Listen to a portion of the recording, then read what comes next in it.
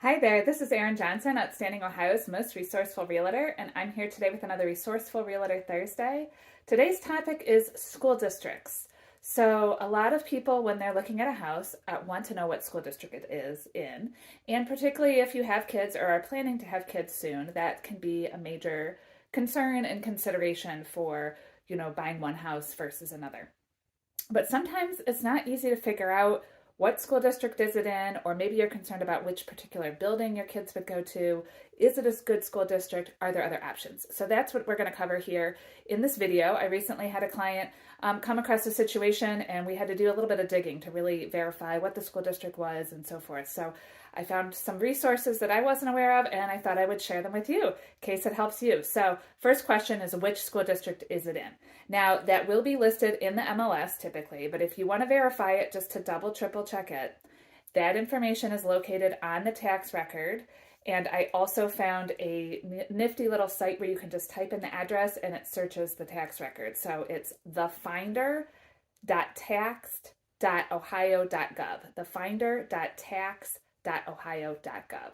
You go to that and you can put in the address and verify which school district it's in.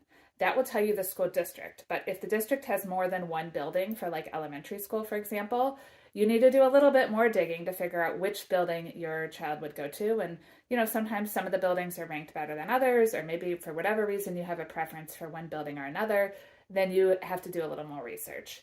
The best source I found so far is to go to the school district's website and go into their transportation department like you're trying to figure out a bus route.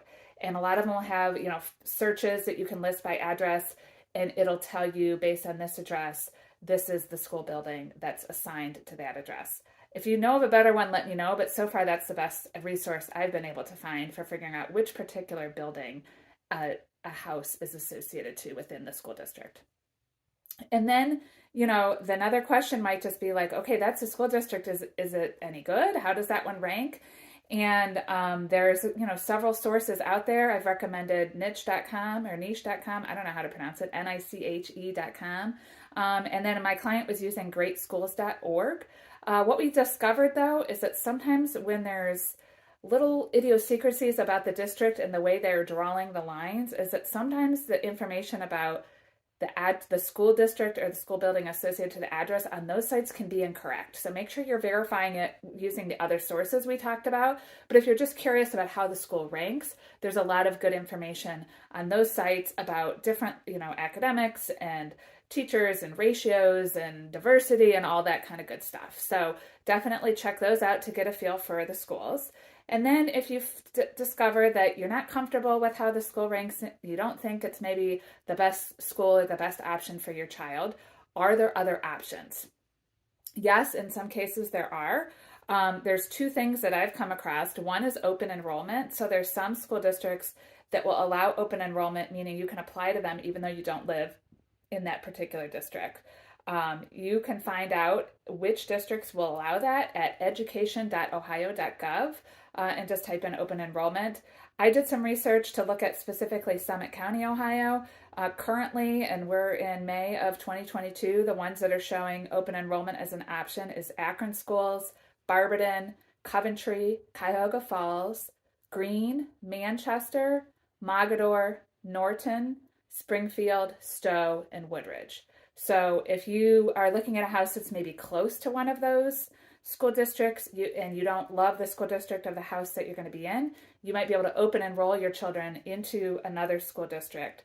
You will not get transportation though, so just know that you will have to be driving your kids to and from school, and you'll have to figure that out, but it could be an option to get them into a different school district.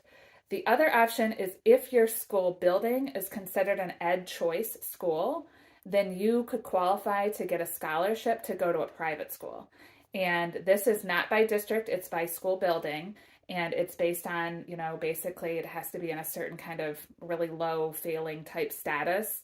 And if that school qualifies for that or that building, then you could qualify for this scholarship. Currently, it's $5,500 for K through 8, I believe, and $7,500 for high school. And so if the cost of the school is that amount or less, it would cover the whole cost of going to that school. You may have some other administrative fees, uniforms, textbooks, some other stuff, but the actual uh, cost of the school would be covered. If it's more than that, you would have to pay the difference.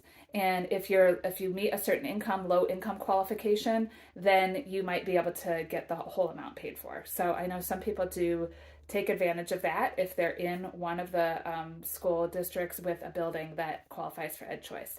So I hope that helps. I know it can be overwhelming and complicated and hard to know where to look, and I thought that just might help some people.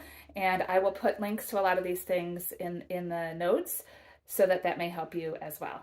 If you have any questions, I'm happy to try to help figure it out for you. I'm no expert in this, but I am resourceful and try to help my clients as much as I can. You can give me a call. Thank you.